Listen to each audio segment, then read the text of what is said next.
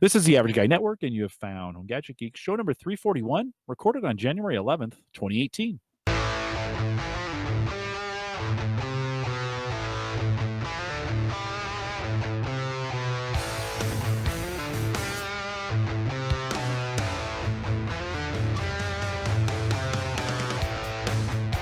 Here on Home Gadget Geeks, we cover all the favorite tech gadgets that find news, reviews, product updates, and conversation, all for the average tech guy. I'm your host, Jim Collison, broadcasting live from a very, very snowy Belgium, Nebraska. We got a couple inches of snow.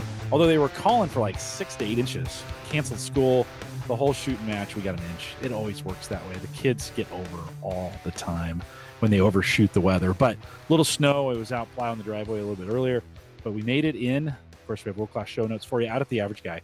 TV. Don't forget, you can listen to us live on the mobile app if you want to head over to homegadgetgeeks.com. Although at this very second, that site's not actually working. We're struggling a little bit with the Average Guy.tv. I think there's some reboots going on at Maple Grove Partners.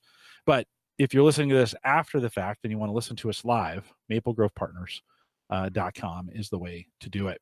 All right, Mike is out tonight. I think he will be back next week, and we'll be happy for that. You know, he had a little baby, so he is taking care of business there. Heather Welch is with us tonight, and Heather comes from, and she's a podcaster, a kind of a, I want to say a brand new podcaster, but Sunshine and PowerCuts.com is her site. We're going to talk a bunch about it tonight because I think there's some great off-grid tech. But Heather, welcome to Home Gadget Geeks. Hey, thank you so much for having me, Jim. Yeah, good to have you on. Of course, your accent gives it away, but for some folks it may not. Tell us where you live and why you live there. I live in a valley in New Zealand, and I'm a New Zealander, born and bred here, and I've been living where I am now since about 2009, and built a house off the grid. Finished building it in 2011. And you kind of do a podcast around it. I think SP was the one who said, "Hey, we got it. You should have Heather on your show and talk about some of the off-grid tech." So we connected, and you said yes, and so we're going to spend a little bit of the show talking about that. Before we get started, there's a couple housekeeping items I need to kind of cover. One, I want to thank Paul Braren for joining us last week. We did a vintage tech show, another one of those in the series where you guys kind of can come on and talk about your gear. We talked about some stuff from the 70s, 80s, and 90s, which was very, very cool. So, Paul, thanks for coming on. A good show. If you haven't catched it, it's 340, HGG340, back at the AverageGuy.tv when it's back up again. And so, Paul, thanks for coming on. And then a little story, and Heather, you might be able to relate to this. I'm sure you've never had a wine-related disaster, but Tuesday night, I was sitting at my desk, and I had a glass of wine, very full glass of wine, by the way. And I was watching YouTube, and I was dozing. You know, I was tired. It had been a long week already, and I was kind of dozing. And you ever had that time where you fall asleep and then something kind of just jars you awake, right? Well, it jarred me awake, and, you know, my hands did what they normally do. And I hit the glass of wine, and it literally, I have a short stemmed one here. Sarah won't let me have the long stems anymore. This was a long stem, and I hit it, and it flipped over, full glass and all, and guess where it landed? Right on the mixer. Just bonk. And of course, mixers are very porous. You know, they have sliders. No, they're not good drinkers at all, is what I found out. So it was pouring and dripping out the back. And so I quick turned it off and tried to clean it out. And I turned it back on. I tried to I probably didn't let it dry out long enough. And I turned it back on at some point, and the light came on, and then it literally went zip, and then it was dark. And my Mackie FX Pro was no more. So this is, by the way, the second time I have poured wine into my mixer. I moved it over so I would not do that again. It used to be on this side over here. And I moved it, and then I said, all my drinks from here on out will always be on the left, just to avoid that. Well, I broke that rule, spilled it in there.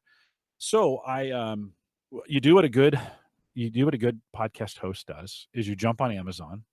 And do you guys can you use the Amazon store there in New Zealand? Yeah, I can. That's how I got my Samsung QTU, but it just took a long time for shipping to get here.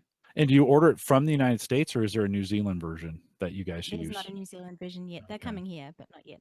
Okay. Well, we need to hurry up and get them there. So I jumped on Amazon, and ordered a new board, and I said I need to have it like next day. Well, I ordered it, paid for it, and then they got a note in the morning that said, "Oh, it's not going to be there till Friday." And I'm like, "No, I have Heather on the program. I can't miss this." Like, and so you start scrambling. Okay, what am I going to do? And I have one of those. You have an audio interface, right? That you use. Which interface do you use? I use a Steinberg UR 242. Okay, and basically your mic just plugs into that, and then is it USB? Yeah, it is. Okay, USB interface into the computer. Really, actually, a great way. I think every person on the planet should have a good mic like yours or like mine. It Yeah. just makes video conferencing. It makes everything so much better. So Friday morning, no. So I'm thinking, oh crap, what am I going to do, right? And I have a board at work, and I was kind of thinking through some contingency plans. I have the blue, and it's not a Sennheiser, but there's another name, ProSonus. I have a ProSonus audio interface that's a lot like yours that Mike Uyghur, my co-host, has. I could probably go get that from him. Then I'm thinking, I'll just see what happens. So all surprises, this morning I get an alert on my phone, your package has arrived, and I didn't expect it till Friday. To, of course, today's Thursday. It's your Friday, but it was Thursday for us, Yeah. and it came early, and we had a snowstorm. It came in the middle of a snowstorm. I thought, okay, the universe must favor me if those kinds of things happen, because they never happen. So brand new Mackie Pro FX8 V2. So I got the Hmm. upgrade. So that wasn't such a bad deal. They have a new version of that out from the time I did it. So then I got home about 5. I put it in. It seems to be working right out of the chute, and so Heather, we're able to do a podcast. Do you have Patreon subscribers? Do you have folks that support you on your I do. podcast? I sure do. I've got two really great patrons. Sorry. Yeah, now you can call them anything you want. They're great, is what they are. My patrons were so great they paid for the board. Let's just be honest. Awesome. Isn't that great to have? So I always keep every month we get a little bit through Patreon, and it drops into a savings account that I just let sit. And when I have tech emergencies, that's the tech emergency fund. And so if you are a Patreon subscriber and a patron to the show, let me just say, hey, I really appreciate what you guys do, because it allowed me to very, very quickly. The board's $225, so it's not cheap. And although it's not terribly expensive, but I was able to just one day ship it. Boom, it was here, and because of you guys. So real quick, Brian Hour, Chad Davis, Chad Johnson, Dennis Pillow, Dwayne Johnson, Emily Prokop out there at the Story Behind, Eric Jankowski, Januskowski, I can never pronounce his last name right, Gavin Campbell, Jay Cleveland Payne, Jim Shoemaker, John Biggs, John Larson, Justin Simmons, and then just Kevin, because Kevin's he's actually one of our newest ones. Kevin Schoonover, MB Gilbertson, Malcolm Lacey, Mark Robson, Michael Ray, Mike Uyghur, Nathaniel Lindley, Steve Sleeper over there at the North Omaha podcast, Paul Brand, who was on last week, Peter Denneret, Ryan Kirschner. Guys, thank you for your patronage. That's super helpful to us podcasters to be able to have those kinds of funds available when these kinds of things happen. So you guys supported the show. I appreciate that. Heather, today we're going to talk a little bit about, not a little bit, we're going to talk a lot bit about your off-grid experience. But right now on YouTube, there's a gigantic off-grid culture of people posting the stuff they're doing off grid, and most of it and I'm fascinated by it. By the way, there's a couple, Jesse and Alyssa, they're in Idaho, they're doing an off grid debt free home, and I watch them. They put a show out every couple days, and I watch them all the time. But I hate to say this, there's kind of a little bit of a anti-government or like I want to get away from the world stigma that's attached to a lot of these off-grid. And when I met you, you're not that way at all. And No. so let's kind of just start. Tell me the story a little bit. How did you end up, because you were building a house, how did you end up off-grid, and why did you do it that way? So it was never the plan to go off the grid in the beginning. And in 2009, I was looking at building a house, and I had the section and I had the plans for the house and pretty much most of the materials, and was building it sort of in our spare time. And then it got to the point where we needed like the bank to get on board so we could carry on with the project, and the power company to give us a quote so that we could pull that together. And they gave us a really high price, and it was just out of the ballpark, and the bank wouldn't budge and give us the extra to help us get grid connected. It was going to take a transformer. We'd have to buy a transformer for the power company to install, and then get cables run under the road and up to our property, which is about 250 meters from the road, so it's not that far. And there, I can from my house, I can see the power cables that go past, but I'm just not That's connected to them. that's got to be frustrating. Yeah, Yeah. yeah, So it was purely a financial, hey, we're going to build this house.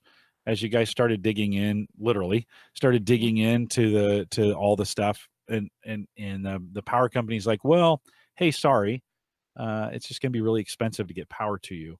So what did you? I mean, so walk me through. That certainly had to be an interesting discussion that you had to when you started, like, oh, so before you kind of have the plan that you have now, how did the discussion go about how are we going to do this? Did you ever, at one point, you ever think about quitting and just being like, screw it, let's go do something different? Or walk me It was through that kind a of little a bit.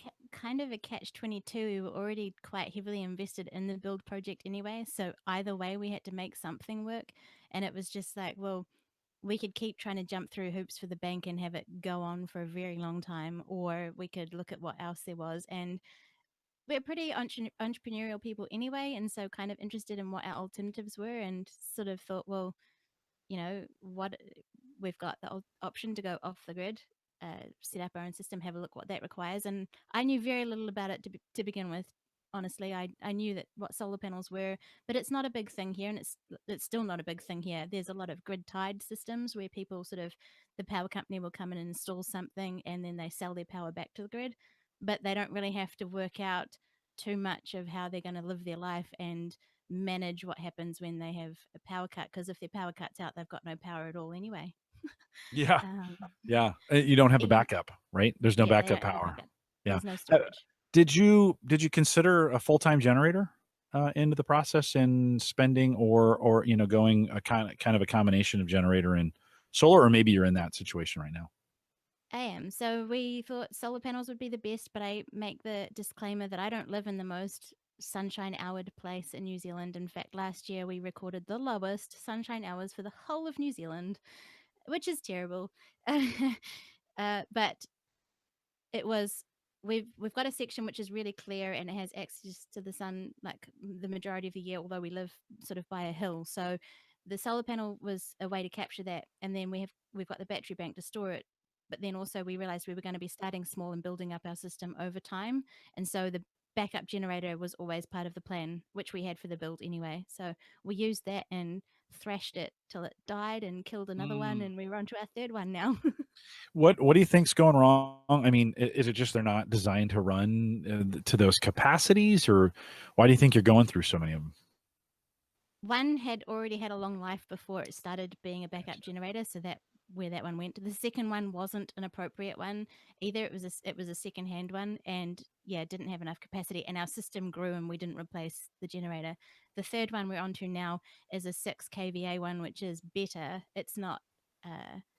You still have to watch what you sort of turn on when it's charging the batteries at the same time, but it's a lot better. And it's a the first two were petrol run ones, and this one is a diesel generator. And it's apparently supposed to be silent, but it's still quite noisy. No, they all are. There's no way around that on the Yeah. big ones. I was a generator mechanic in the military, so I worked around a ton of very loud. I'm very fortunate I still have my hearing because they Yeah. are loud. They also make a high pitched sound that if you're around them very long will ruin Yeah. your hearing. Did you okay, so I want to talk about some of the technology around the solar here, but before we do that, when you get on a mixed system and you don't have a solid backup, right? Because you've struggled off and on with the generator, it's worked sometimes, it hasn't. I'm sure those times when it went down, you had to. There were weeks till you got the next one. How does that change your lifestyle? Because I think 99% of us who listen to or listening to this show are kind of used to, for the most part, we always have a power outage from time to time. Every couple of years, you have a power outage. And so I had one for 4 days this last summer. That was brutal. But living with potentially spotty power, right? So using solar panels and you have a battery and it gets cloudy, because wind an option for you at all? Could you put wind? Uh, Mm, Possibly, but yeah. then the what you get out of a wind turbine for where I am, I'm in a high wind zone. So whether or not I could run it all the time anyway, it would be good in the times when the sun isn't there, but you do have a breeze. But it's the maintenance involved in one of those. Plus, we also have to get a permit to have one, whereas I don't need a permit to have the solar panels. But on that note, because we didn't choose to go just a generator to run our power, my power doesn't cut out for very long times. Like it will cut out, but I can then either use the generator to power it back up or wait a couple of hours and the sun will come back up Yeah. or out.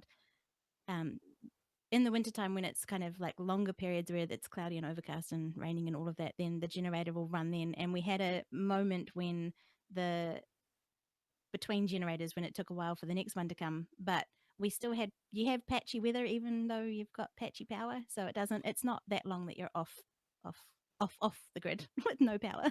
Yeah, and so batteries are the main source, right? Everything's drawn off the batteries, and then the solar panels are charging batteries, and the generator charges the batteries. Is that the way it That's right. works? Yeah. So, but you were talking in pre-show. We were doing, or not pre-show, but I did a pre-call with you, and you were saying, there have been times where you have to be careful about when you choose to run the dishwasher because Yeah. that takes an enormous amount of energy. And so, are there other, planning for that? So, as you think about having to plan for this power draw, do you feel like you spend a lot of time thinking about running things in certain order? Because we don't the washing machine could be running and we could be running the dryer right next to it and we'd be running the dishwasher upstairs. We don't care, right? It's just drawing power. Do you have to think about the order in which you run stuff? All day, every day. That's what I Yeah. do. It's my job. So it depends what the weather forecast is for today, depends what I want to get done. If I've got a ton of washing to get done, well, that might just have to wait until another time. I have forgotten and kind of thought, oh, yeah, I'll pop the dishwasher on its fill in the afternoon and then cut the power out because there hasn't been quite enough. Or in the wintertime when the sun disappears at about 3 o'clock, you can't run the dishwasher in the afternoon. I can't run a load of washing through the washing machine at nighttime because I'm not making any power. And yeah, so I think about it all the time. I've got a little mate unit which sits on the wall in my kitchen dining area, and that tells me how much voltage the batteries have got. And that's what I base my planning around. Yeah. And so what kind of readout? What does it give you? Does it give you like an amperage or what does it give you that you start calculating in your head?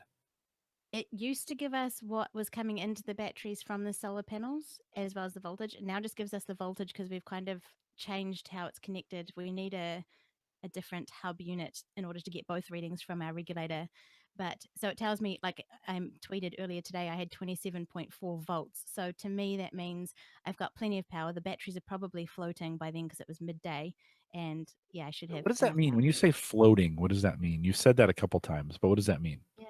So the batteries are fully charged, and the solar power that's coming in will trickle charge or keep them floating, like not Got it. you're using power off the solar panels now, not off the batteries. Okay. And can there be some power that just gets in a high when it's really sunny and you're not using any power and the batteries are charged? Does that energy just go away if it's over if there's nothing else to charge and you're not using it?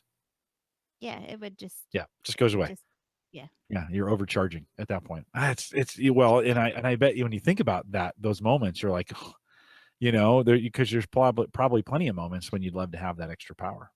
Yeah, it doesn't overcharge them because otherwise that Right. would deteriorate the batteries. But Right. like you technically wasting it because you're not using it. But so those days when it's super sunny and you're not at home and you feel like I'm wasting all of this power, I can't do all of the things that I want to do. And I actually talk about in the show, I had a casual job where was on call and they'd ring me up and go, "Hey, can you work today?" And I got to the point where they were asking me quite regularly, and I'm like, "No, actually, I don't think I can turn up because it's so sunny. I need to do stuff at home. I'm sorry." It's just such a different way of thinking because we are used to if you're on the grid, you're just kind of used to setting your schedule around other things.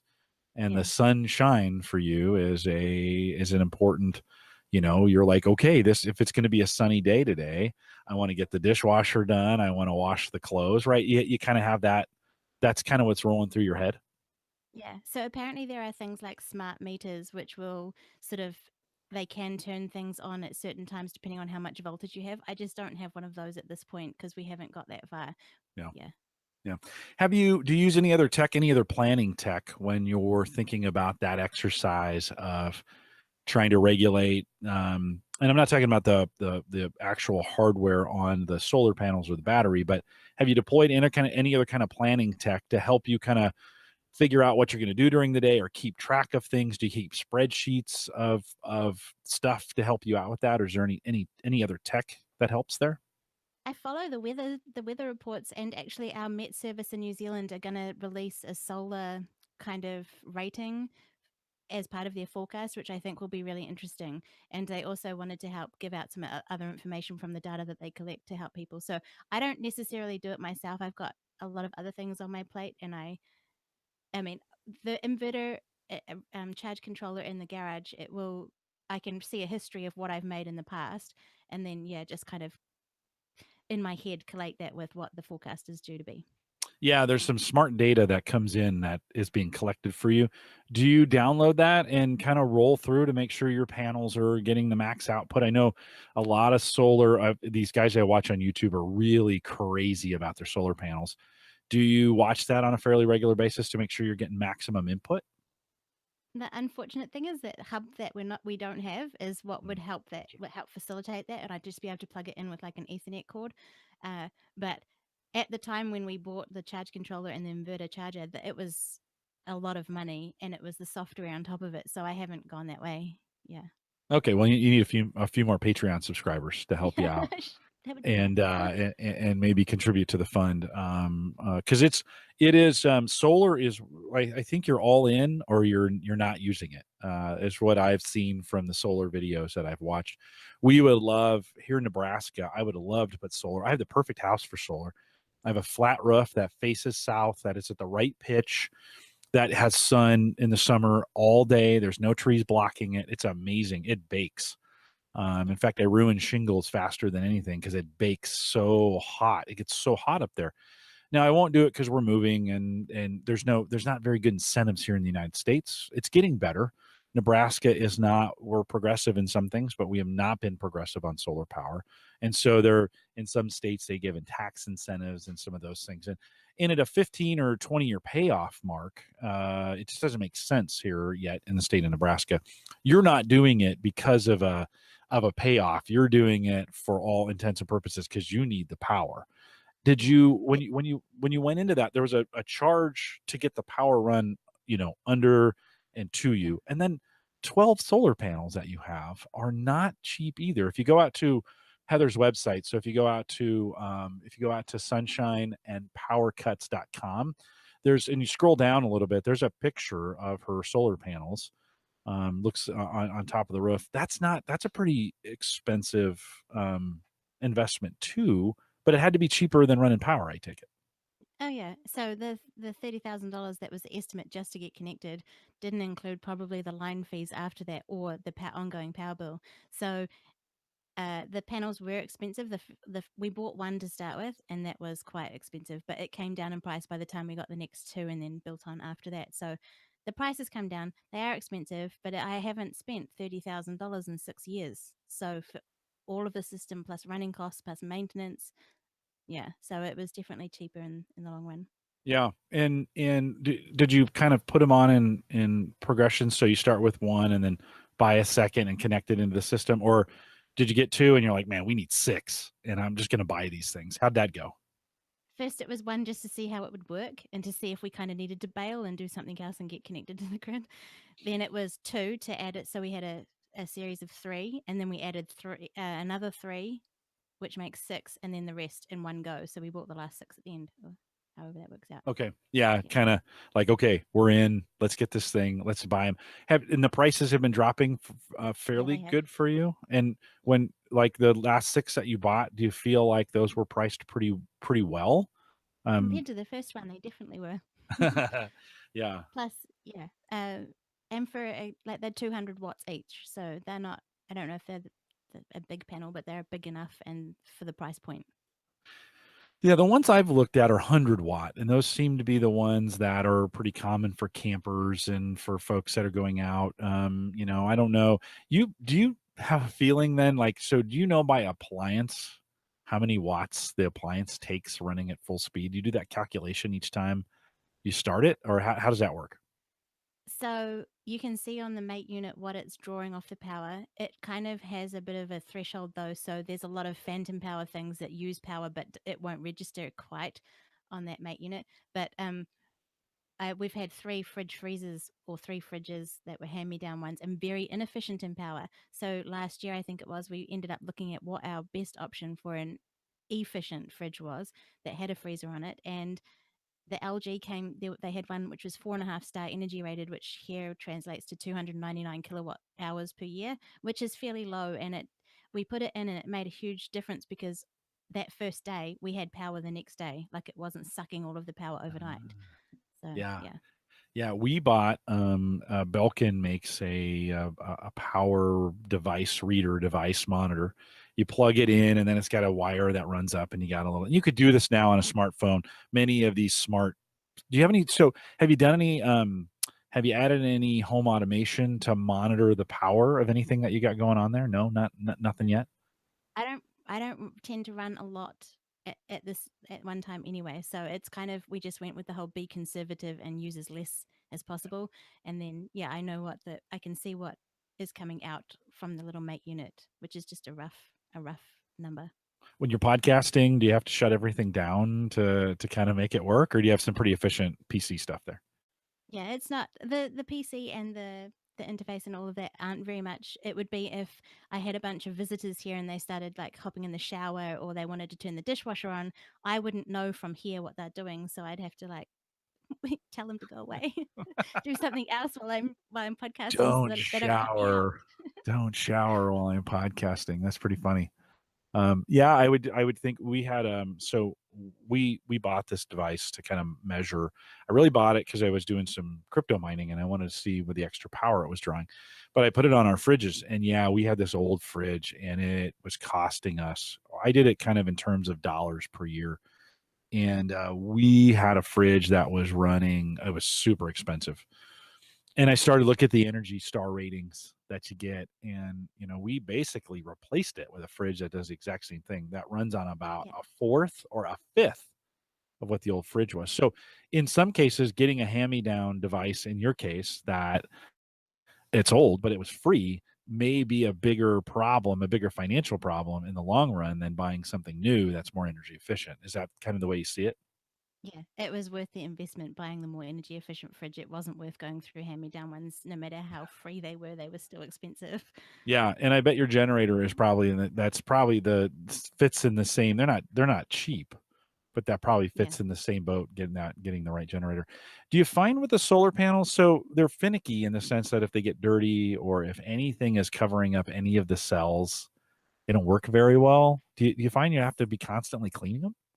Yeah, so I live in a really great place that has a lot of pollen, and we've gone through spring and summertime now. So it's getting out there, washing them with a mop or a soft cloth to keep them free. And it does make a huge difference when they are clear. You might not have trees shading them, but the pollen sticks on and definitely hinders what comes in.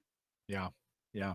Is it? Do you feel safe on the roof? Having to did you put any safety things in to make it more comfortable getting up there and mopping these things off? As part of the learning experience, we put the very first three on the end of our house roof, and we realized that that's not the best place to clean solar panels from. It's not easy to get up there, and yeah, like the safety thing. So the rest of the panels, which you'll see in that picture on my website, are actually on the shed roof, so you can reach them from the ground. You don't have to climb up on anything to be able to clean them. Yeah, I'm actually gonna let's just pop in. Let me kick this over to the live Yeah, so folks can see it. So this is a great picture. The three, like you mentioned, on the house originally. Is that like that's a shed that you have? That did you buy the shed purpose, or did you make the shed purposely so you could put solar panels on it? built the shed purposefully. Yeah, I Yeah, mean, so the generator is housed in that shed, and it's also where we store our firewood because the generator is quite warm and it dries out the firewood really well. oh, there you go. So the shed has three purposes. Hmm. It puts you can get the solar panels on it, and imagine there's a right pitch that roof needs to Yeah, be at, right, for yeah, the panels. 45 degrees. And then it houses the generator, and then it keeps the firewood. And when you run the generator, it dries out the firewood. That's a pretty awesome, pretty awesome combo. Does it get really cold in the winter? Do you have to deal with heat? and that stuff? Do you have to keep a lot of firewood on site? Yeah, we do because that was the main way that we heated our hot water as well. So in the winter, it doesn't get freezing cold here. It doesn't really snow. We have had one snow in the whole time I've been here, but we need the firewood to heat the hot water. And we've got a wood fire, which is a wetback as well as an oven. And so it's quite awkward because it's a small firebox too. So the firewood can't just be massive chunks of wood. You have to cut them up quite small and then put them in. But it's like most of the things that we have, it's multi purpose. So it does the heating the house, it heats the hot water, and it will cook food in it and on top. Yeah. Wow. Okay. So that's and so are you keeping that fire going all the time? But not this summer because we have actually had sunshine. So that excess power that would have got lost generally, we have been using the electric hot water Gotcha. cylinder, which has been great. Yeah. Yeah. No, Because that's it's too great. hot to light the fire. No, that's another great way. I mean, taking that extra energy and you could store it in water, right? Yeah. Yeah. Have you We thought? didn't start with that to start with though, because that was quite because the hot water cylinder is a huge draw. It's the biggest power suck our house has. Yeah. And so we didn't set that up. We literally only had the wetback for quite a long time. Hmm. Did Yeah. you think about too geothermal? And have you, and that's super expensive in itself, but did you think about it? And then two, did you think about going with heating hot water off the roof as well? You've already got these panels up there. Could you have used the sun to heat hot water that way? Part of that though is it still requires the water to get pumped around the system. So that again uses power. So no. Mm-hmm. That's an easy. That's an easy. No, I Sorry. know. Yeah, those are also those kind of show up now. I think with a lot of solar devices is Yeah. people are heating at least a portion of their water. We're also seeing super efficient tanks where this water can be stored, and basically you can take the energy out of the sun, put it in storage, and save it for long periods of time to use that hot water at another time. No, that's pretty cool. How much? So you've been on the grid since 2011, or you've been off the Oh, grid since 2011. So you're in your seventh year, mhm. something like that, going into your eighth year. Would you do it all over again if you if you could go back? Would you do it again? That's a good question. And I got asked earlier this week if I got paid, like if the power company came to me and said, "Would if we gave you $30,000 and connected you to the grid, would you take it?" And I wanted to say yes. For where I am right now, I wouldn't want to lose the independence that I have to be able to, get my power back online and have that taken away when I get connected to the grid. Because there was talk here that they were talking about like a solar tax, which then they'd charge you for being connected and solar tied as Or well. not being connected, right? I mean, at this point, would you be subject to that tax? No, I'm not. Okay. Okay. So, but it was if you were putting it back into the grid, and yeah, it would be a lot easier. It would be totally a lot easier, but it's been part of the journey now, and so unless I moved from here, I probably yeah, I don't know. I'd have to if I was going to do it again and go completely off the grid, I'd need to live somewhere with maximum sunshine hours to take that one thing away that I don't have right now. Yeah. Yeah. Yeah. It's a tough decision, right? I mean, now you're kind of used to it. Have Yeah. you, you've come up with all these ways, right? And it's a lot of monitoring, it sounds like. So you're always kind of thinking like, we never think about like, is the power not going to be there? Like I run all this, in the last couple months, we've gotten into a lot of crypto mining and I'm running Hmm. 4 GPUs at 150 watts each. I mean, that's your really bad refrigerator right there, Yeah. right? Yeah. That draw running 24/7. I don't think twice about it, right? I don't even that it doesn't even come to mind. But yet you guys have to think about that constantly. It's like, okay, it's going to be sunny tomorrow. Do I need to plan for some things? So it's a little bit of a different way of, kind of thinking about the way we consume power and the way we use it. And in your podcast, so you're talking about this in your podcast quite a bit. Have you gathered folks that are trying to do the same thing, and how is that helping you in your pod? How's that helping you, and then how are you helping others? I know of some people who are in the valley here who are off the grid also, and that's my goal for this year is to kind of connect with them. I didn't really think about sharing this whole experience until last year. So I we've got friends who live on remote islands like Great Barrier Island, and they're completely off the grid with mainly the generator option, not really the solar power. And so I had that experience with people, and it's nice to have someone who knows what you're going through as well. And then also, I'm part of some Facebook groups with some off grid people, and I'm thinking about reaching out to them more this year.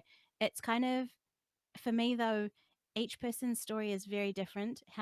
What your system is and uh, what your purpose for it is, or what your household setup is going to be different anyway. So I kind of, it's nice knowing that other people are doing it, but I kind of don't, I'm not that connected with it, if that makes sense yet, but I want to be. I want to reach out to more people who are off the grid also. Yeah. There's a couple questions. I wasn't watching, even though I said I was. I wasn't watching the YouTube chats. So if you're watching this, I covered that with a screen when I was doing the Patreon, guys. There's a question, Heather. What are you doing to save energy or reduce energy consumption? It's kind of a big deal here in Germany. Our German friends have actually, I think, have led the way in really energy efficient. They're using solar way better than the United States. Their homes are built way better than ours here are in the United States. Did you build the home differently, knowing it is going to need to be more energy efficient because all that counted, or did that change any decision making? We changed the roof pitch to make sure it was 25 degrees and angled it so that it was facing due north for the solar panels. But like I said before, we had a house plan already on the site, so it wasn't specifically designed eco-friendly or anything like that. However, we've got double glazed windows and really good insulation, um, and yeah, it lets a lot of light in. And there's only a small part of the house that's south facing, so the whole house stays fairly warm all year round. So I guess kind of, but it was also just luck of the draw that the plan happened to kind of be like that. Yeah, not intentional. And then to Helge's questions, are you in the years that you've been doing this, have there, like you mentioned with the fridge, have there been other decisions that you've made with technology where you're going to gain some energy efficiency and you chose that specifically because you're in this situation? So one of the main things was working out how we were going to cook food, and I decided that the best option was we weren't going to be able to build a system big enough to cope with an electric oven. So we did a lot of research to find a full gas hobs and oven, which was quite hard. We ended up there's only two options. One of them was quite narrow, so we got the slightly larger one, which possibly had less features. I don't know, but the fact that it was fully gas and didn't take away from that power. And then in terms of other devices, we've still got the same TV that we had before we built the house, and that really needs to change because you don't want to sit there watching a movie and then have it cut out the power on you because it's such a What long kind of it TV has is it? happened. I think it's just a no-name brand from like way back in the day, and it's not a smart TV or anything like that, so it uses a lot. Yeah, so I imagine, yeah, you would start looking at labels, much like when you're shopping, when you're on a diet and you're shopping for food. I imagine now every piece of equipment you bring into the house gets an Energy Star inspection, right? Of some Yeah. kind? Yeah, so the washing machine we had died, and so it was looking a lot harder at what the kilowatts hours per year rating on that was. When I bought the interface, I had to see how much power roughly that would be using, just because it's not a big draw, but it's just something else that adds to the system. And then it's because we've brought some of the appliances in with us anyway. It's when replacing them when we look into the details more, and light bulbs, making sure we've got LED light bulbs that use very little power. Yeah, let's talk about that because I think light bulbs, I mean, we have changed. The light bulb industry has gone through two major revolutions. First, CFL to get away from incandescent, and now all LED lighting that's out there. And so, do you look down to the light?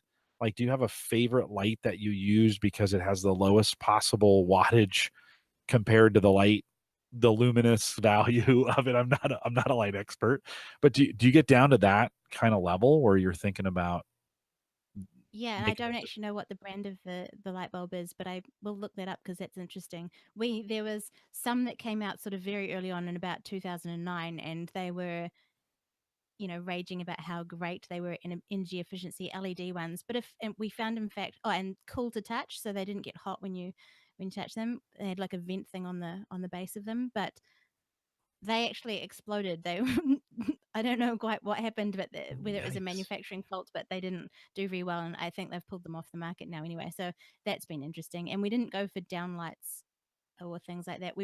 Originally we'd thought about going a 12-volt system. I don't know how I would have been able to cope, to be honest, with that. Why? Because it's then a voltage drop over the cabling, and I've got a standard size house, so that would be incredibly a big challenge.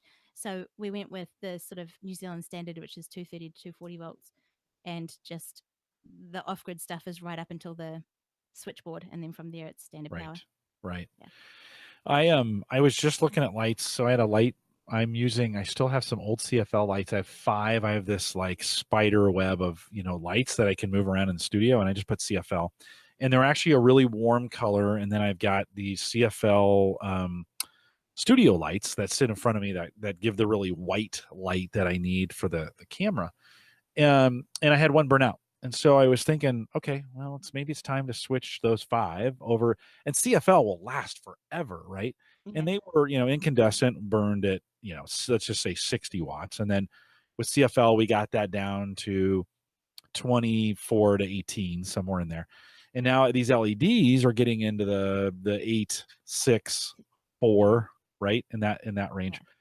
And so I started looking at them today. So I was I was online at Amazon comparing the watt, the actual wattage output, and I thought, never in my life have I ever sat down and spent that much time picking a light bulb. But I would Yeah. imagine for you, it's got to be pretty. You got to get if you're going to put a bunch of light bulbs in the house, the more savings you can get per light bulb, right? The better off Yeah. you are. Yeah, because they're the ones that have the phantom drawer, the low thing that just trickles away and eats away because it keeps the inverter engaged, which is what will then suck most of the power back. It's the same with the garage door. I have an automatic garage door opener, which is turned off mostly because I don't put my car, like park my car in there. It's a storage unit, really, at the moment. But so that has to be turned off because otherwise the phantom power of that will then kind of suck away at the inverter and then waste our power. So have you thought about there's a bunch of smart plugs now. Now those probably have phantom power associated with them too, so you're probably not getting but have you thought through maybe, there's some home automation pieces where it will tell the plugs when to come on. Again, they have to you're probably not you're replacing one form of phantom with another, I take it, right? Yeah. Yeah. So literally our idea was to keep it as simple as possible. Yeah. And I'm not against home automation. I think that's incredibly amazing what it can do. But yeah, just the way we've built our system, it kind of makes sense to have things pretty basic. Yeah, I almost want like an old school timing switch that Yeah. runs off a spring. So you wind it up and then at certain times of the day it turns on those phantom power units so Yeah. that I you can think that have would them be on when you interesting. need them. Yeah, Yeah. yeah. Somebody needs to invent that because you're you're right in the sense that I hadn't thought all this all the way through, but you're right. We don't another us on gridders never think about like all these home automation devices are drawing a trickle charge because they have to stay present, On.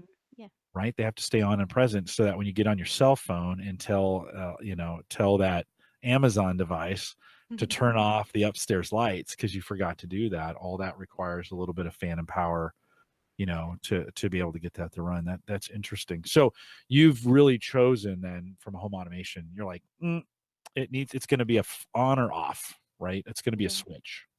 Yeah. I think just because we went really small, started small and built onto it. So that hasn't quite come into the feature yet. And the system we still have isn't powerful enough to cope incredibly comfortably. That's why I have to keep monitoring it all the time. But if we did get to the point where it was big enough, then it might be interesting to look at what those features are, especially for the summertime when we've got that, excess power there. Yeah. Yeah. No, interesting. It gets me thinking like, okay, what are some of the solutions? I take it, do you have an air conditioning? Do you guys do air conditioning at all? Or does it not get hot enough? Is that a problem?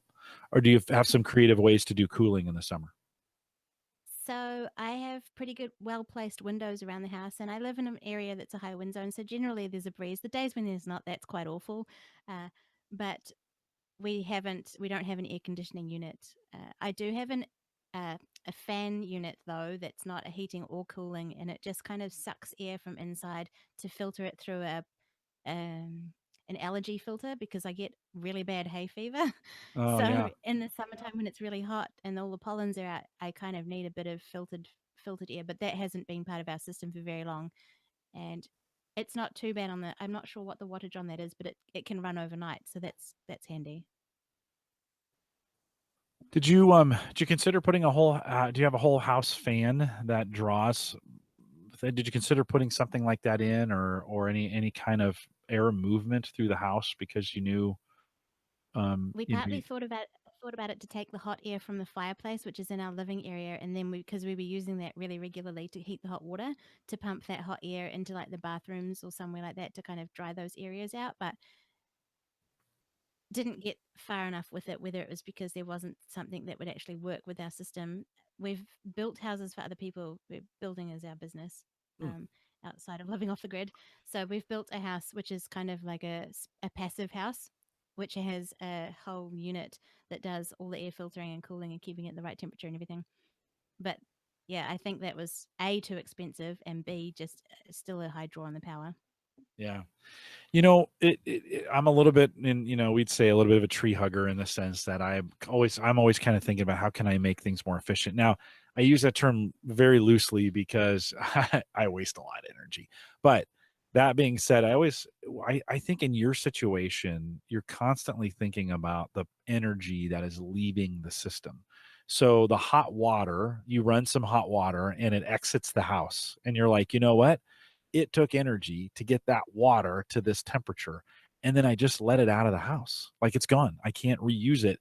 And for me, I was thinking in the years we had a pool, it just drove me crazy that I would spend money to heat that pool. And I'm like, how do I run the water in the pool through a cylinder that's hooked to the dryer so that when I'm running Yeah, the dryer, that excess heat helps, and it's not going to be full time.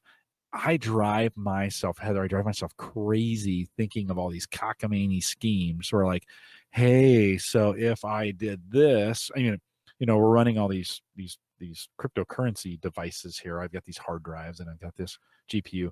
I got this heat. Well, in the winter, it's great. It adds nice and cozy. to the heating here. But then, when summer comes along, it's like, oh crap, I'm gonna have to cool this. And so I start thinking of how could I create hoods that would vent, where this heat could be vented to the outside, or, install some kind of heat pump or something, where you're like, how do I recapture it? Do you find yourself thinking through those steps to make sure that you're doing the most energy efficient thing all the time?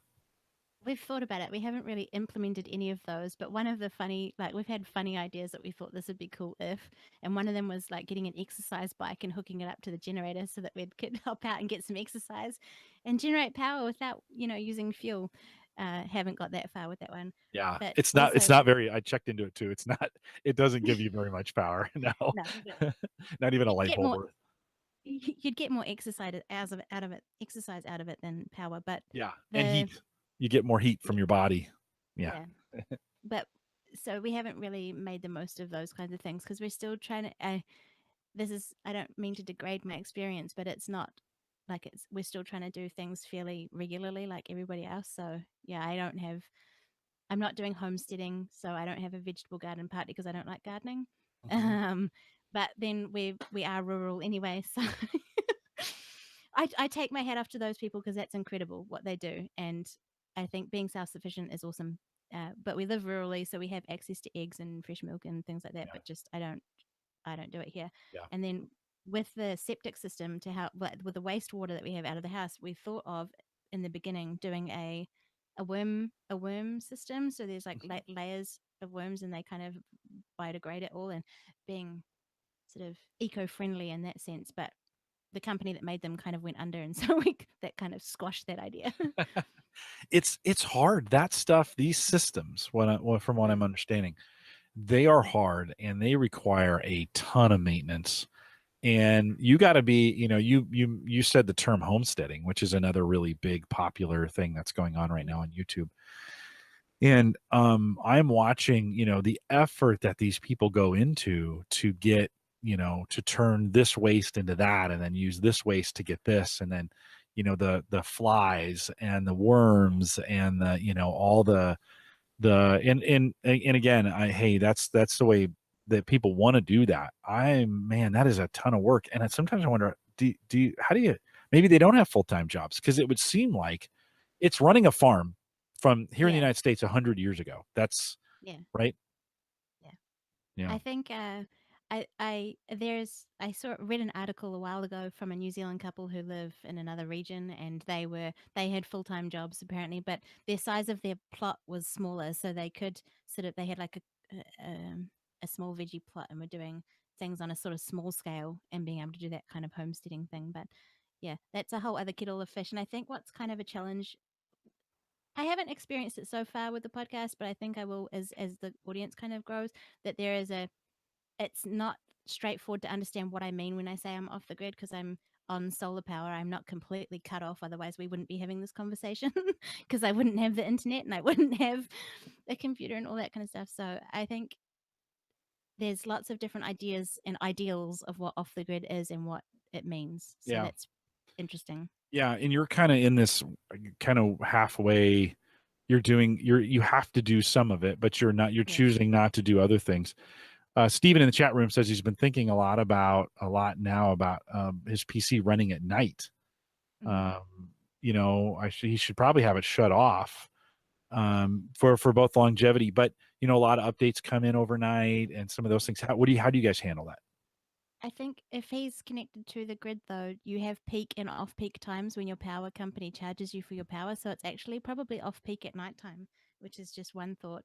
Um, I am a night owl, so I do a lot of work at nighttime too when I'm not making any power. But I'm not running as much as you are probably, so I'm not Yeah. drawing that much off my power. But yeah, Yeah. Do you have a PC or do you have a laptop? yes. Okay. Well, I've got a PC and a laptop and So the laptop has got look, its own battery, right? And yeah, it charges, and to me, that would seem to be the one that you could always default back to and get extra time out of. yeah, It's going to trickle charge too. When the power is most plentiful, it's going to charge, and then when it's not available or under low power conditions, you could run that thing off the battery and do it that way. There's also some really good UPS batteries that could get you anywhere from a half an hour to an hour of extra time, assuming you're going to run at night. You could run them off the UPS. It's not great, and they're not the most powerful things in the world, but that could give you some extra. That's another thing I never shut my PCs off, and I'm sure I'm wasting. Now I have two PCs running full time because they're mining, and we actually have three. We have 9 in the house. There's no way I could not live in your system, Heather. It would no, not work for me. no, No, it would not work. But I do feel at times, like I said, I'd love to put a solar system in to help augment, right? If I could. Emily I think says, that would be. yeah, go ahead. What were you gonna say? I just think that would be great if it was more incentive to do it, because there are lots of roof spaces, and there's that missed opportunity that people could have solar panels and put it back onto the grid. Yeah, Emily says that's where the gadget market is lacking right now. Make it easier to garden. She's awful at it. And you know what? In some ways, they're right. There are some great tech gadgets that are coming out for gardening. I need one. She later says in the chat room, I finally kept a plant alive for more than 6 months. It's a cactus. I need water sensors, and I've actually switched over for the house plants to a device. It's got a pointy thing on the end, and you screw a soda bottle onto it, and you fill up the soda bottle, you turn it over, you stick it in, and it slowly waters it, because Yeah, I overwatered everything, and then it would run all over the place, and I was just an idiot about it, and then I'd forget. So every Saturday now, I walk around the house, I pull out the soda bottles, I fill them back up with water. That's kind of a sneaker tech yeah. to get that done. But I would, for me, I'd love, and you're not gardening, so, but I think there's some tech, and I think we have this for lawns and stuff, that give some ability to say, hey, the ground is this dry, turn on your irrigation system. I also think for you, if you were doing more gardening that way, you would probably want to find a way to capture that wastewater, that gray water, and divert that, both roof. Are you doing anything? Are you collecting any water in any way, or is it just coming off the house and going into the ground? Oh no. So out here I'm not connected to any water mains or anything like that. So I have all of the water off my roof and our sheds goes into a water tank that we have which feeds the house. For sprinkling the lawn or irrigating or things like that, we have the septic tank water actually goes out into a septic field which filters through our orchard and keeps that hydrated. And then we have a spring in the hill behind our house which I then use to fill up the water troughs for the animals. Okay, so you are deploying some smart water Yeah. usage. Are you using any tech in your water, in the way you move water around or store water, or? The spring is up the hill, so we use gravity to feed it down to the troughs, and it's got one of those bullcock things that floats and will Yeah, then kick in, yeah, and let it go. But other than that, no. gravity is an amazing thing, isn't it? Yeah, sure Yeah, is. that's. You had mentioned a wetback water heater. Ken is Hmm. asking, can you give a little more? What's a wetback water heater? Can you give a little more clarity on that? So that's our wood fire. It's called a wetback because the water from the hot water cylinder runs through a pipe and gets heated from the heat of the fireplace. Okay. Yeah. And Chris Carlson said his wife killed a cactus. I've actually killed many Christmas cactuses. I don't know if you're familiar with Christmas cactus. No, not familiar. Nope. It you put it in the dark and then you bring it out at Christmas time and it flowers red. So you have Oh, okay. green and red, right? That's we call those Yeah. Christmas cactus. I've got one. It's actually about 7 years old, and I've been trying to kill it forever. And it looks awful, but it keeps hanging around. And Keeps on going. I keep telling my wife maybe she ought to do the plants, but she's like, no, you're doing fine. I'm like, they all look awful. I'm not doing fine. So I was a better gardener when I was younger. Scott says in the chat, he says we found our AC unit tripled our power bill after last summer, even though we didn't have any more consumption over previous years. Looks like it's time for a replacement. Yeah, we talked about that early in the program. These Yes. these these devices that go on long, they start getting inefficient, right? Yeah. Yeah. Um, let's see if there's other questions. Anything else, Heather, as we should think about gadgets or technology that you've deployed to help you? Anything we missed in this? We talked about a ton of stuff. Anything we missed? Mm, I'm not sure. Um, if anyone has any questions afterwards, then yeah, let me know. And Yeah. All of a I'll sudden your audio went really bad. I'm gonna Oh, have you do, sorry. yeah, no. I think it's just the connection.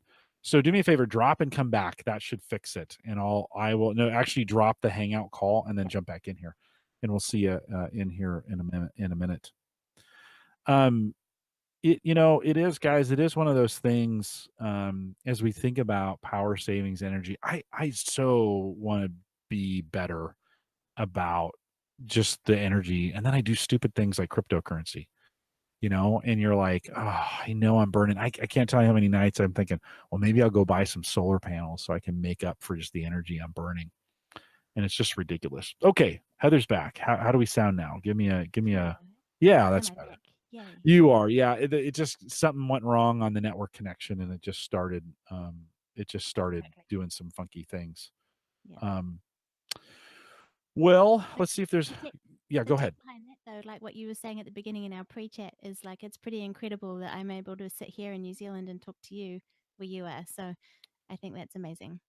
Yeah, as a kid, I dreamt of a day where we could have these conversations.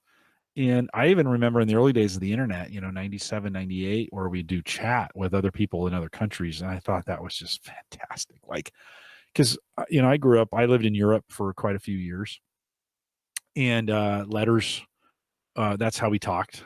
Email was a letter, and phone calls were $1 a minute.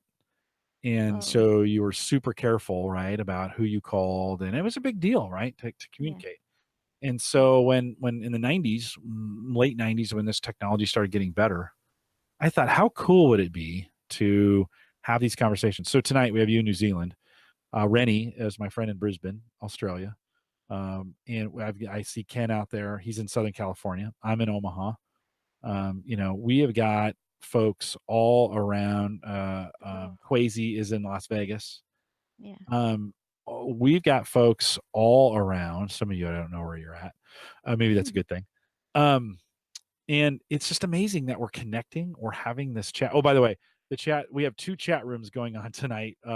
There's one in the YouTube chat, and then Chatwing is still working, even though the live page didn't work. A few of you got in the Chatwing chat before we got going. Stephen is representing Canada, and one of the things on my Gallup podcast, one of the things that we do, maybe I ought to institute that here. We get 30 or 40 people to listen live to the Gallup podcast, and I always have them check in where they're, hey, check in. Let's see how long it takes us to go international. We'll have Canada check in, but I get Poland. We've had South Africa. So it is one of those things that it's amazing. Even with you're off grid, we're having this. Yeah. We've been able to podcast for an hour, and Yeah. it's worked out pretty well. Yeah. And time zones and different dates and all of that good stuff. Yeah. See, now your sound went back to that. It's got this little, and you don't think the grid is or your power's causing that, do you? No, I think it's probably the internet connection. Oh, let's try it one more time. Let's have you drop, and we'll have you come back. Not a big deal, Heather. No, not a big deal. It's one of the with this kind of technology that we have, it's a miracle, one, that we can do it, and two, I'm never surprised when things go wrong. They just do, and so it never surprises me when things go wrong. So let's try it one more time. How are you? Are you on? So what is your connection to the internet? Are you on satellite? Is that how it works? Yeah, I've got a little dish that sits on the roof and it's connected to like a wireless broadband connection thing. So what kind of throughput do you get? What's your That's a good question. That is a good question. I didn't check and Yeah. yeah. No, that's okay. It Sorry. can't be very much. I mean, it's got to No, be pretty limited. Although it's terrible. we have a great signal from you. We've had a great video signal from you, with the exception of here towards the end. We've had great audio. So Yay, it that's is awesome. the audio has been. You asked me before the show. You were like, "Hey, are we going to need to do a double ender?" Yeah. And I was like, I don't usually make my guests do that. Thank you for asking. But no, I think we're going to be good. And it's live, everybody. I love it. So, okay. Well, let's see. Lots of good guys. Thanks for coming out, the ladies and gentlemen out there in the chat room, listening live. Thanks for coming out tonight. Heather, anything else you want to add? If folks want to find you, if they want to listen to your podcast, what is the absolute easiest way to find you? You can either go to the website, which is www.sunshineandpowercuts.com, and the podcast is on the Be Inspired page. And then there's another tab for subscribing, or you can find it on Podbean, which would be the next easiest way to go. Yeah. And if they search for Sunshine and Power Cuts, right? If they search for that in a podcatcher, they'll be able to download. How often do you produce your podcast? And typically, what are you talking about in your podcast? So my podcast has two types of episodes which alternate weekly. So I have a weekly release schedule on Sundays, New Zealand time. The first episode is a sunshine episode where I kind of have learnings from my off-grid experience that are driven towards wellness. And then the alternate ones are power cut ones. The name of the show kind of lent itself really well to that, having the two opposing themes. And then the power cut ones, the actual stories are from off-grid life. Oh, that's great. And do you have guests, or you read stories, or how do you do that? At the moment, I'm just sharing the stories that I have from my experience, but I am looking to get guests on for both Sunshine and Power Cut episodes. So Oh, I'm good. reaching out. Good. If folks want to contact you, if they got some ideas, or what's the best way to contact you? Probably on Twitter at SunPowerPod. Sun Power Pod. I like that. Oh, very cool. Mm-hmm. Have you you mentioned the well-being word, and I think so we'll go out with this. When you say well-being, so we've talked about all this off-grid stuff, but when you say well-being, what do you mean by that? What do you talk about? For me, it's like how you cope with different things. Well-being is your wellness. It's how happy and healthy and how you're thriving in life. And living off the grid, relying on the sun for power, I kind of had to be empowered by nature. I'm relying on the sun and the good weather to have power to do the things that I want. And so I kind of look to nature for more examples of things to keep me motivated and keep me chugging along. Yeah, we can use a lot more of that in our lives. I think we get hurry and the hustle and the bustle, and it can be overwhelming. We have a whole group of students that are growing up with tons of anxiety because the on grid, always connected life is Yeah. reaping. It's just wreaking havoc I guess I didn't. We did not necessarily think this all the way through when we invented the internet, and it's my daughter is one of them, and there's it's causing some serious problems, and Yeah, we have to think. I think today we have to think not only about physical well being, but we really have to focus on mental well being, definitely. and Yeah. Yeah. so And that's what the empowered part of it is not just your physical getting out and getting exercise. It's about how well you are mentally. yeah, no, it's super important. It's a really important thing.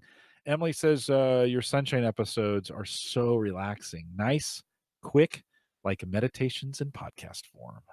Nice. That's what she Thank you, says. Emily. Steven's taking credit for your internet problems, by the way. He every time he shows up to one of my live shows, we have nothing but problems. So yeah, it seems He Steven, must it's not blame you. you. It's not you, Steven.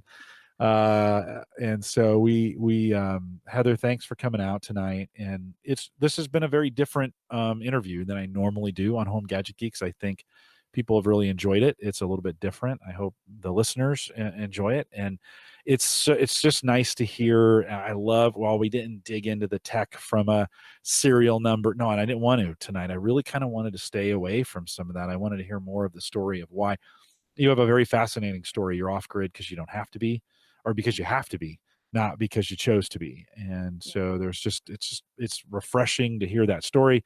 Thank you for coming on tonight and being willing to, I would say, stay up till the middle of the night. Usually that's what our European friends, but it's afternoon, right, for you, or It is it is. It's morning? afternoon. Afternoon. So I'd love to be in New Zealand. I'll be honest with you, I'd rather be doing the interview there in New Zealand than here in freezing cold Yeah. Omaha, Nebraska. But Heather, hang tight for 1 second. Let me do a few. Let me get us out of here, and then we'll do a little bit of things here in the post show. In the beginning of the show, we thank our Patreon subscribers again. Listen to that story if you haven't, of me pouring wine down my mixer, and it doesn't drink. They're not. Don't feed your mixer wine. It doesn't work very well. Speaking of a technology that has trickle charges, Heather, I just heard the washer kick on. My wife set it for a timer. She said, "Will 2 hours be enough?" So it's been the 2 hour mark, and it's going to kick on. You won't hear it, but it'll kick on here, taking a trickle charge as it was waiting to get started. But our Patreon subscribers, thanks. That basically helped me replace this mixer, and we got it overnight, and we were able to do the show. So if you are one of those Patreon subscribers, thank you. If you're not, opportunities to be a Patreon subscriber. Don't forget, you hear the pre and the post show. You only get that if you're a Patreon subscriber. So $1 gets you in. Head over to theaverageguy.tv and click on the Patreon link. Just sign up, super easy. A bunch of you. I've had a couple new folks coming in. That was a long list that I read today. We thank everybody who does that, and we appreciate your sponsorship of the show. If you have any show ideas, I'm to that point where next week it's the last one I have scheduled. I need to schedule some more show idea. You gotta want to have a guest on. I think this was SP's idea to get It you, was. Heather, to get Yeah, it you was. on here. So SP, if you got anybody else that you're looking for, Heather, maybe we should schedule you every year to get an update on what's going It'd be on. interesting. Yeah, It'd be no, really it'll be good. interesting. I like to do that where we bring guests back, kind of appropriately based on, and they kind of get to know the audience, and the audience gets to know them. So maybe we'll shoot for a year and see how things are going there. But if you have any guest ideas, send me an email, jim@theaverageguy.tv. You can also find me on Twitter @jcollison. Easy way to do it. Bunch of new folks who joined us tonight who don't normally listen to Home Gadget Geeks. Heather, they're here for you, and so we'll thank them for coming out too. You've brought them with your tweet. If you like what you saw here, we do this every Thursday, 8 p.m. Central, 9 Eastern, out here at theaverageguy.tv/live. Typically that works. We ended up going to we hodgepodged it tonight, but typically every week we're out here 8:30. I'm sorry, 8 p.m. Eastern. No, 8 p.m. Central, 9 Eastern, out here at theaverageguy.tv/live. We'll check in with our friends over at Maple Grove Partners. I'm sure they're doing some upgrades out there and helping us out as well. And Ken, stay around for the post show. I'll tell you, we'll mention it in the post show. Maybe I should just make you go back. He's wanting the story again. I won't say it again to folks, but then one more reminder, don't forget theaverageguy.tv. Of course, our mobile app is available at homegadgetgeeks.com if you want to listen live. That's the best way to do it if you need to get the audio when you're on the road. That's sponsored by LastPass. So if you haven't been out there, if you need a way to help manage all your passwords, LastPass is kicking it right now. And you can go out there free. It's pretty much free. If you want to go on the premium plan, $24 a year. We thank LastPass for their sponsorship. They've been longtime sponsors. And then it always surprises me, the t-shirts are still available. If you want a Home Gadget Geeks t-shirt and you have an Amazon fulfillment center near you, or you can get one, you can go out to theaverageguy.tv/shirt. I was going to cut that off, and then I saw on Twitter a few more popped up. So we'll leave that out there for a little bit longer. I think I'm going to change, Heather. I think the next set of shirts are going to be long sleeve. Are you a long sleeve t-shirt wearer? Would you wear a long sleeve t-shirt if you had I think one? so. Yeah. Yeah. Yeah.